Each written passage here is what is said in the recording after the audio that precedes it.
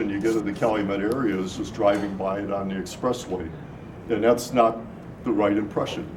We want to get people out, off the expressway visiting these different properties, and that's why we're glad you're here today, because this is really a once-a-year opportunity to see a piece of property that literally nobody else in the surrounding neighborhoods is allowed to see.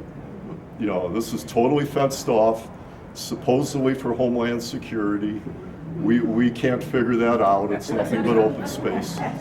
But that's the reality. This is an international port. They had a right to apply for Homeland Security. There are cameras all over the property, to catch trespassers. They're very serious, about not having people trespassing on this property. So this is a really special occasion, and we're glad you're here. So any questions before I turn it back to Tom? Yep. Is there one thing everyone here could do to help push this vision forward? Tom, do you want to take that one? Because I'd rather the local community, I could respond, but I'd rather the local community does. Sure.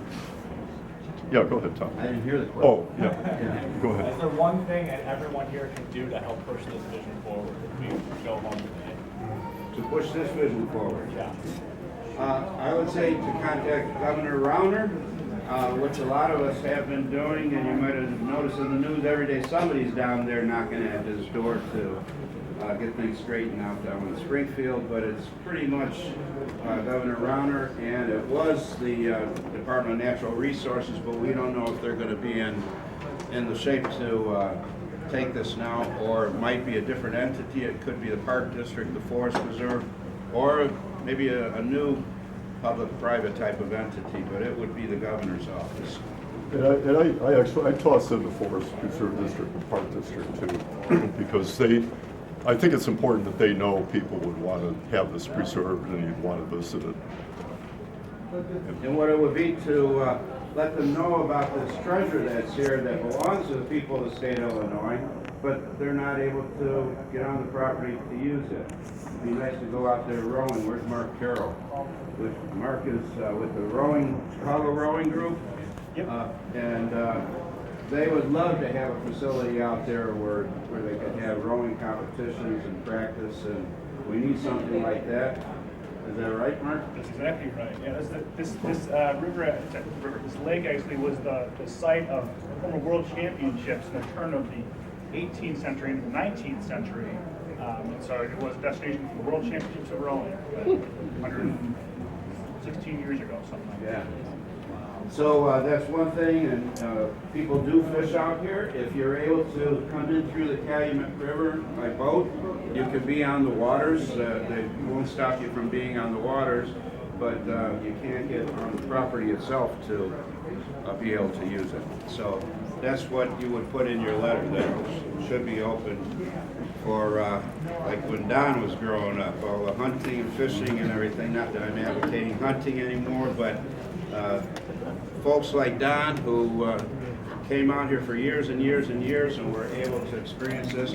Me, when I was growing up over in the Pullman neighborhood, just able to walk across the street and walk right out here and enjoy the great outdoors. We can't do that now. And Roseland guys like, Dad, were you out here when you were a My kid? brother busted through the ice out here, come up to his waist. Yeah. Boy, we got in trouble that day.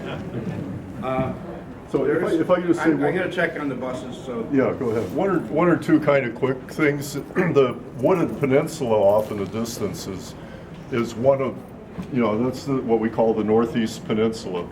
2-3 years ago, an eagle landed there and built a nest. So when we had our Earth Day visit with a whole bunch of grade school kids, we were actually on the east end of the property and we could see the eagles in the nest. Walter said that nest has been abandoned. Actually, it's been blown down. It's not there anymore. But it's becoming much more. And Walter, I know you're going to talk a lot about birds out on site. Do you want to say a few words about just the bird life that's out here, could be out here? Well, I've lived in this area my whole life, so I've got a pretty good handle on the changes that have occurred. To be sure, the word bald eagle came up, and that's a species that over the years, various changes that have been made, the banning of DDT and so forth has been a huge benefit to bald eagles. I'd say in 1970, if at all, there was maybe one nesting pair of bald eagles in Illinois. Now there's over 100 pairs, and they seem to be still on an upward swing. A lot of the species that were affected by pesticides like DDT, which made their eggs shells thin and their eggs didn't hatch, were some of the predatory birds at the top of the fruit chain, things like bald eagle, osprey, Cooper's hawk, white pelican, double-crested cormorant, et cetera, et cetera. These species have benefited. On the other hand, the flip side of that is that habitat degradation in this area, because of habitat degradation, and you've mentioned the lack of hemimarsh conditions. We have influxes of invasive species like the common reed out there. Many hydrological problems, many problems which have impacted the wetlands.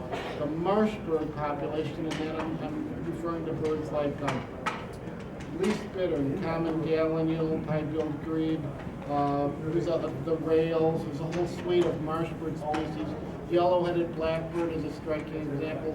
The marsh bird population has essentially plummeted in the last few decades, and where this was a very representative area to find marsh birds, traditionally, they're almost gone at this point. There's a few hanger-ons, but it's essentially that population has completely changed. So there's been, what I'm trying to say is there's been huge changes in the bird populations here for various regions in both directions. There's been some have been significant increases and beneficial impacts of legislation and so forth.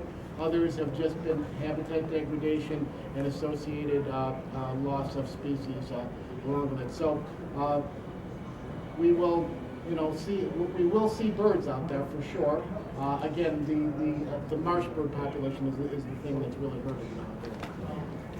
So there's, if we look back again at this 140-acre mitigation lake behind us, it's not being managed. It's owned by the Port Authority. It's not their role to take care of a natural area, so they're spending no money on it. If we could get this wetland turned over again to a public open space agency, we could right away go for those Great Lakes restoration monies and put it into restoring this and recreating a good hemi-marsh out here. This water body should be about 50% emergent vegetation, 50% open water. It's about 80–90% open water. It's a big water body. There's a lot of wave action. So we really need islands created out there, to get that emergent vegetation going again. It's going to stay just the way it is until an open space agency takes it over. The Port Authority will never do anything with that. So that's the frustration. We know there's federal money out there to do restoration. We have really good agencies like the Park District and Forest Preserve District willing to do it, but it's getting them into a negotiation with the Port Authority to take over significant parts of this property. And these are high level discussions. If they're occurring, we don't know. But as long as we keep motivating the idea, we're hoping that they'll be, the high level people in those agencies will be talking to one another. The original state of Illinois offer for the property was $7 million. That's not, seems like a lot of money, but for something this significant, that's not a lot of money. The Great Lakes restoration monies would be a couple $1 million to get into capping the peninsula that we would be on, removing any of the really bad wastes that might be found in there. And then a couple $1 million more really to develop it for recreational uses. And the habitat restoration itself would be in the millions of dollars. So $7 million just to get to purchase the property is it's going to end up being less than 50% of what the overall costs are going to be in the long run. So we'll see. We'll see what happens the next few years. Buses are here. Yep. That's always a good sign. Thank you very much.